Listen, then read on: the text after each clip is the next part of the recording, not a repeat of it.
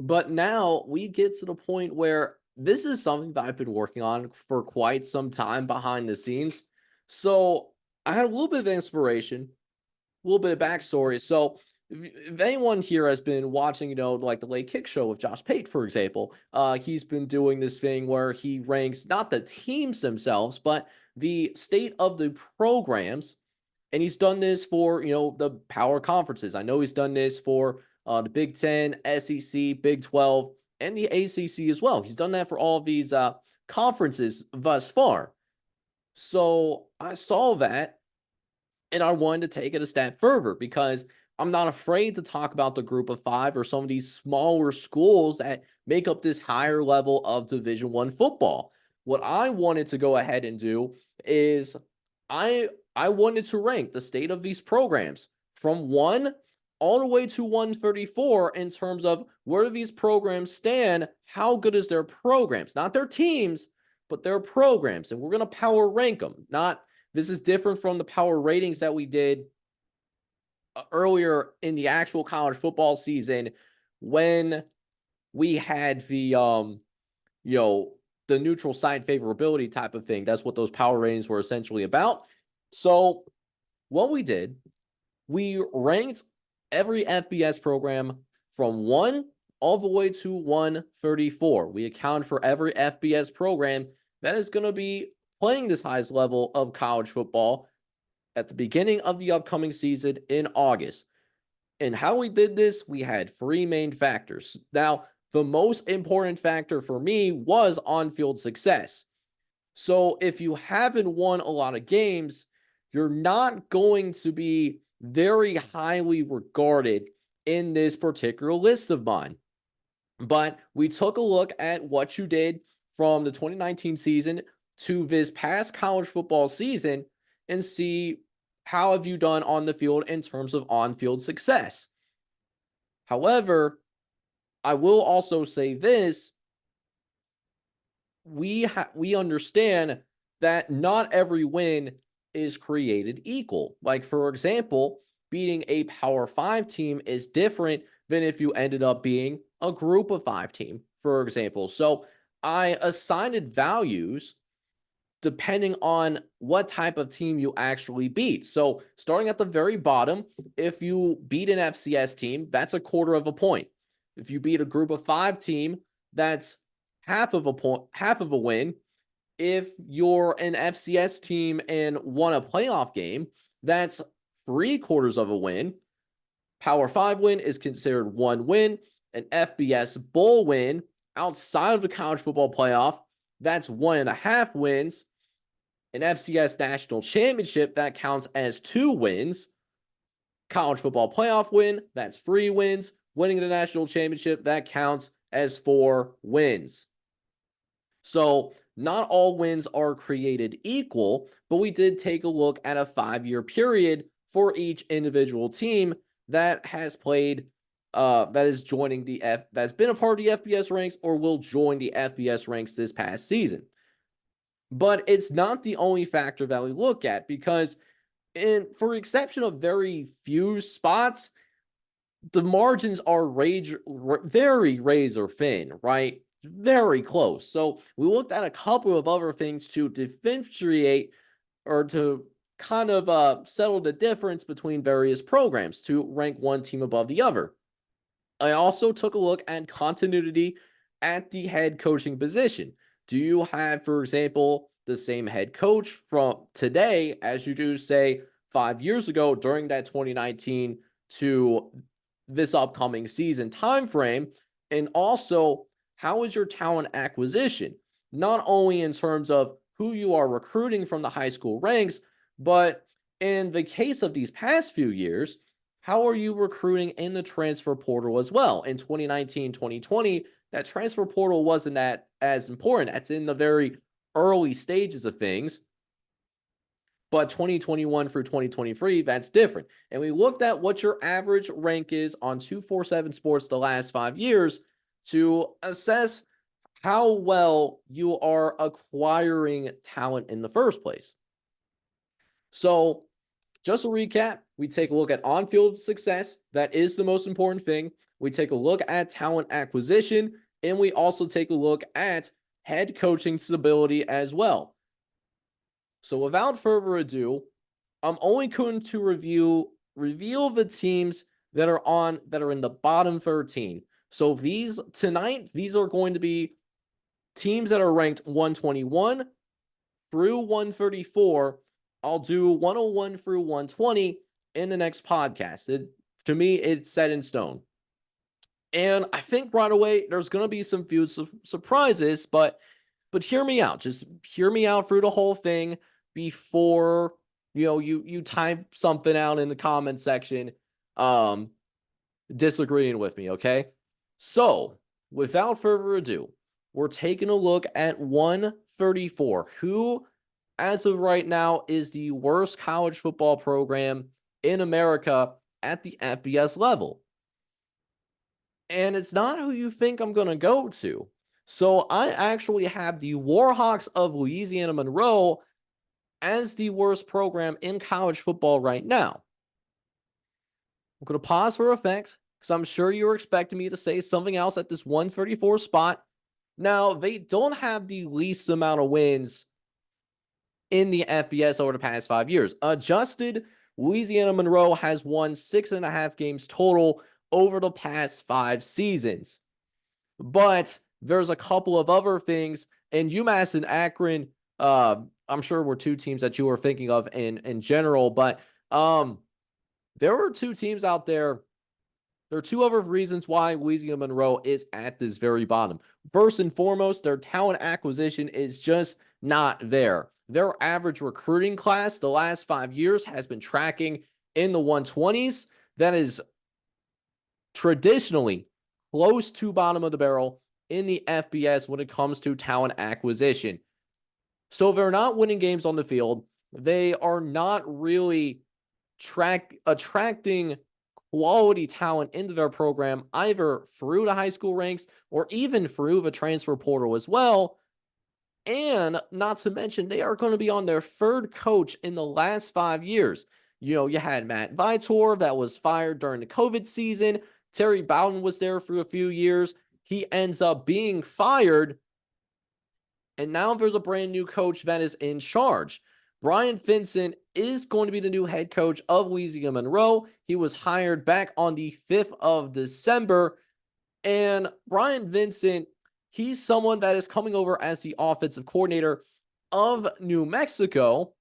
And granted, he led the Lobos with national top 20 rankings in red zone offense and rushing offense. But as you'll find out later, New Mexico isn't in that better of a spot themselves. So not a fan of what the Warhawks have been doing as of late.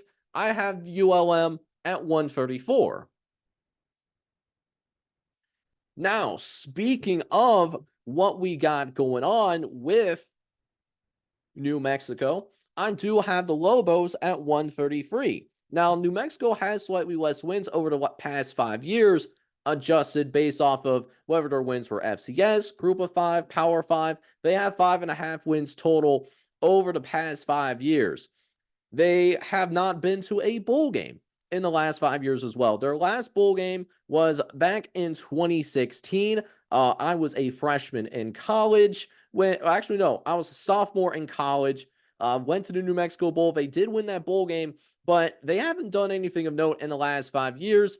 They won 4 games last year, which is the most that they won since that 2016 season.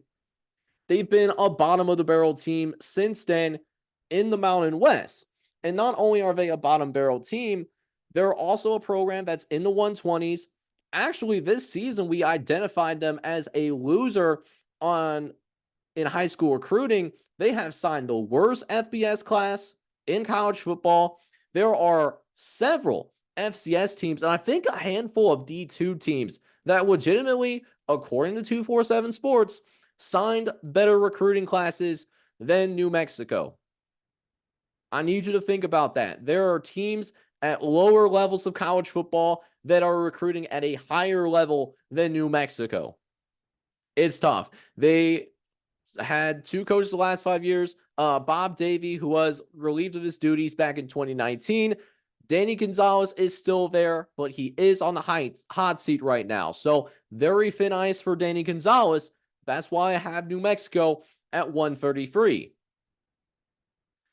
Up next is the 132 ranking, and at 132, I do have UTEP. Now, UTEP has had a little bit more on-field success.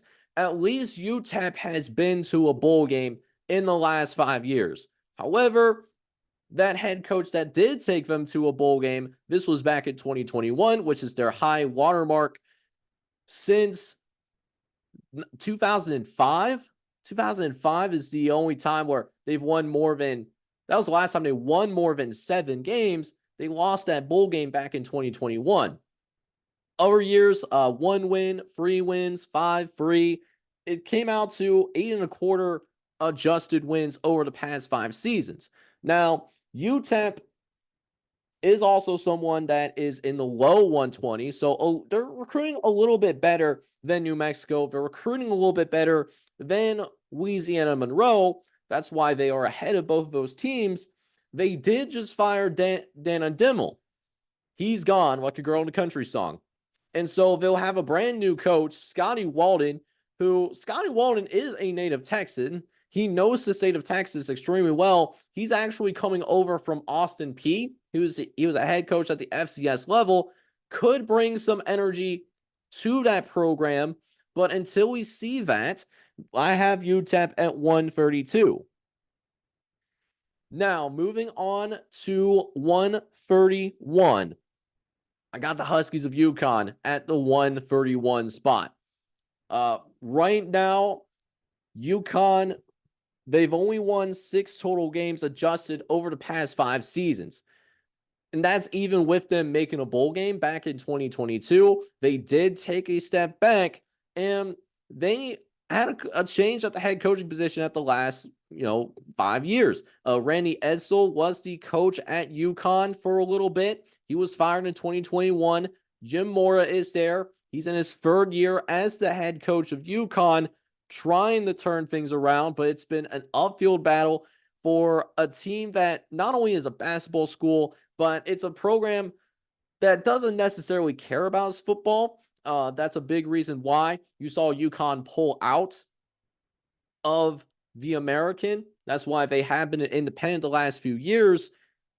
Probably would be better served at the FCS, given that all of their other sports are in the Big East. Now, for UConn, again, slightly better in terms of their talent acquisition. They have averaged over the past 5 seasons in the 110s. That does help them out a little bit, but they are not much better than the teams that I've already mentioned. Which now takes us into our top 130. At 130, and I know you guys were waiting for this one to be mentioned. Akron, I do have it 130. Now, Akron, second, they have the second to last in the FBS in the last 5 seasons when it comes to adjusted wins based off of the metrics that I use to track wins, right? They have less than 3 wins in the past 5 years when that's taken into account. They haven't been to a bowl game since 2017, and that was when Terry Bowden was the head coach of Akron. We've seen a couple of different coaches at Akron the past few years. Tom Arf was the coach of Akron for a few years, never won more than 2 games in his time there. Actually got fired mid-season. So then they find Joe Moorhead. He's going into his 3rd year. It's a make-or-break season. He hasn't won more than 2 games either in his first couple of years as the Akron head coach. But Akron has actually been better than expected when it comes to talent acquisition, though. So Akron is actually recruiting better than UConn. Akron is in the very low 110s, almost in that top 110 over the past 5 years on average. So Akron, they do a little bit better with talent acquisition. They just have to put themselves in a better position to win. Could be a team trending up, but right now I have Akron at 130. I also have UMass at 129 as of right this moment. Now, UMass is a team that constantly gets clowned on, and for good reason. UMass, since they've joined the FBS level, this was, I believe, back in 2012, UMass has not been to a single bowl game. They have not even won 5 games yet at the FBS. But UMass does a good job of talent acquisition. UMass is in the top 110 on average over the past 5 seasons. They do have a little bit more continuity than, say, Louisiana Monroe, for example. They did had Walt Bell, who got fired. Don Brown is still there. He's in his third year, though. It's a make or break. We'll see if UMass has a little bit more successful of a season, but UMass is trending in the right direction, however. One team that I can't say the same thing for is the Temple Owls, who I do have at 128. The Temple Owls, they play in the American Conference, and Temple had some good moments. They actually had a string of 5 years between 2015 and 2019 where they were constantly in bowl games. They even won a bowl game during this time. But ever since Matt Rule left back in 2016, the program has been in a downward spiral. Ron Carey was a coach there for a few years. He's gone. Stan Drayden is still the head coach there for now, but he hasn't been great there. Only 3-9 for both of his seasons. Their talent acquisition also is a little bit better. Their talent acquisition is in the top 100. They have 9 adjusted wins over the past 5 seasons, but Temple is a laughingstock of the American Conference right now, and that's why I have Temple at 128. Now, coming in at 127, I do have Colorado State for right now. Now, Colorado State is trending in an upward direction with Jay Norvell, who is related to, of course, Mike Norvell, who is the head coach at Florida State. Before Jay Norvell, though, there was Steve Aduzio. Steve Aduzio was just not it. Mike Bobo had some good moments there as well, but he was fired at the conclusion of the 2019 season. So Jay Norvell has actually been the third coach at Colorado State in the past 5 years alone. So that's what's really hurting Colorado State. It's that lack of consistent stability at the head coaching position. And if Jay Norvell can't lead Colorado State to a bowl game this upcoming season, you wonder about his job security at the end of next year. Colorado State does have 7.5 adjusted wins, but they do bring in talent pretty well. And they actually did also sign the best player in the state of Colorado in the 2024 recruiting class. So Colorado State is taking upward when it comes to its talent acquisition. They have been averaging in the top 90 over the past 5 recruiting cycles, counting the 2024 recruiting cycle that's been finalized not even a couple of weeks ago with National Signing Day. For now, I have Colorado State at 127, but a good season could see the Colorado State Rams move up a little bit. Another team seeking to move up as well is Florida International out in the Conference USA. FIU, we do have at 126 in terms of best FBS programs in the country.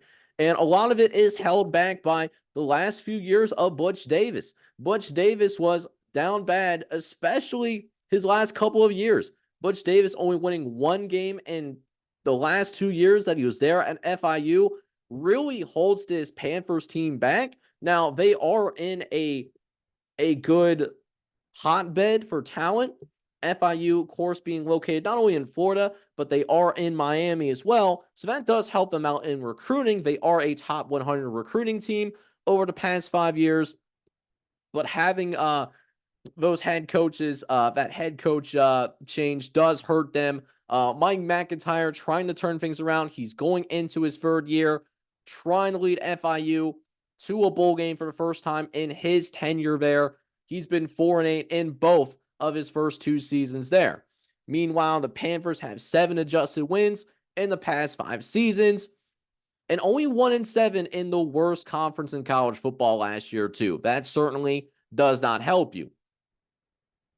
One team that could be trending up but is down towards the bottom of the barrel right now is USF.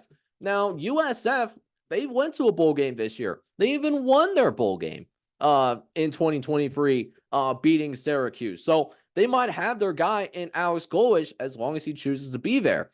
But we are looking at things not as much as a projection moving forward, but what have you done in recruiting? What have you done on the field these past 5 seasons? And the past before that 2023 season, it was bad. It was really bad. Charlie Strong was there. Tail end of that, went 4-8. Inherited a double-digit win team. Charlie Strong did, and every year that Charlie Strong was there, went downhill. Jeff Scott was brought in after that. He never won more than 2 games in the 3 years he was there. And then Alex Golesh is there, but that's the third coach in 5 years. So the head coaching stability is not there. And of course, they haven't been winning a lot of games the past few years. 7.25 adjusted wins for the USF Bulls in the last 5 seasons. In addition to that, what does save them a little bit is their talent acquisition. Talent acquisition does help USF tremendously in this case. They are in the top 80. They actually did sign the best recruiting class in the group of 5, so trending upward. Alex Golesh gonna have to prove that his first year at USF is not a 1-year fluke kind of thing. But now we get to 124, and we actually get into our very first Power 5 program that is on my list in terms of top programs in the country. At 124, I got Vanderbilt. Vanderbilt is at 124. They're like the walk-ons on your football team that are mainly on there to build up the GPA of the team. That's what Vanderbilt has been in the SEC, especially in the last 5 seasons. In the last 5 years, they have not won. They have not been to a bowl game. Clark Lee was kind of close in 2022, but his team did take a step back.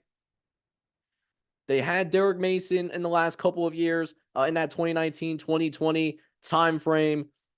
He was fired. Taj Fit was named an interim. What allows Vanderbilt to not be lower is their talent acquisition. Among these bottom tier teams that we're discussing here today, Vanderbilt actually is the best at talent acquisition. They're tracking outside the top 50 when it comes to talent acquisition, according to 247 Sports. But Vanderbilt has simply not won on the field. They have less than 7 adjusted wins over the last 5 seasons. And as I mentioned earlier, my most important thing is on-field performance. Now, it's not an end-all be-all. Just because you have, say, the most wins in your conference the last 5 years doesn't mean you're the best program in the conference. There's other things that go into it, but that is the most important factor, and that's really the main reason why Vanderbilt is down here at 124. If they've had a bowl win every once in a while, they would be higher, but that just simply has not happened at all. Jacksonville State, on the other hand, is a newcomer to the FBS. They just played their first FBS season in 2023, and a good debut season for Conference USA. But because they are pretty new, I do have Jacksonville State in the 123 as of right now. Now, Jacksonville State, a good season, but a lot of their wins before this season were all FCS wins, right? So that's what's primarily holding back Jacksonville State right now. Promising future at Jacksonville State, but a couple of things that they need to work on. Well, one, you got to continue to be consistent. You did it 1 year.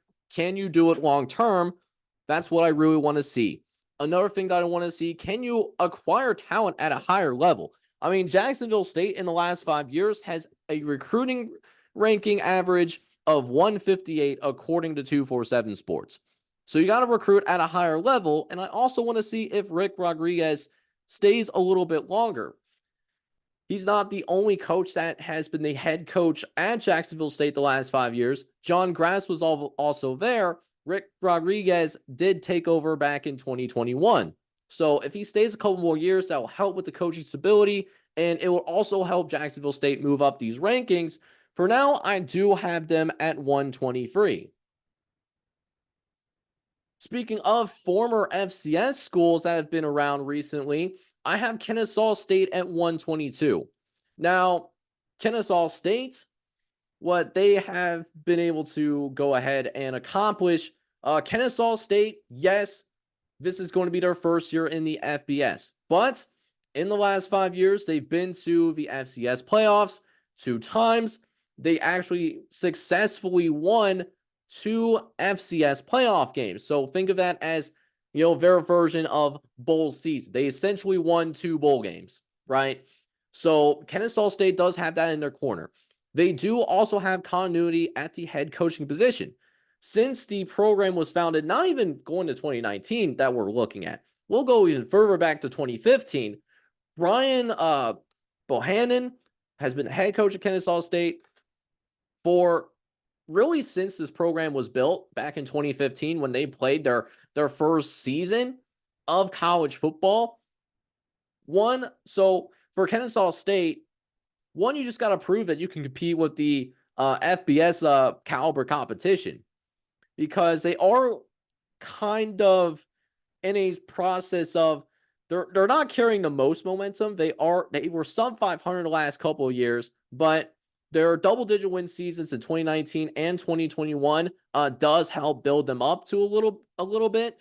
And also, you got to prove that you can recruit at a higher level too. Recruit FBS caliber players. Kennesaw State's average recruiting class was 167, but the head coaching stability is why I do have them ahead of Jacksonville State, even though Kennesaw State might not have the same success on the field that Jacksonville State had this past season. And finally, at 121, I do have another American Conference team. I do have the midshipmen of the Naval Academy. Now, Navy was in a bowl game in 2019, won the Liberty Bowl. It was a double-digit win season, and yet they still find themselves down there because what's happened since then has not been good. Navy has fired their head coach since then. They haven't won more than 4 games since that double-digit win season that had Navy ranked in the top 25. They also, and this is not much of a fault of Navy because they can't participate in NIL, they can't participate in the transfer portal, and there's more recruiting restrictions just in general with military academies. So this is not their fault, but they are tracking in the 130s in terms of talent acquisition, their average ranking over the past 5 seasons. Again, not their fault, but Navy just can't acquire the same players that many other schools can grab. And they also, are working in a new head coach. Brian Newberry is moving in to his 2nd season as a head coach of Navy. So for now, I have them at 121. So that's the list for now. 121 for 134. Is there anything that surprises you or maybe disappoints you in that current list? We're going to go through 101 through 120 in the next podcast, but I am interested with what your initial thoughts are as I'm going through these bottom tier schools at the FBS level right now.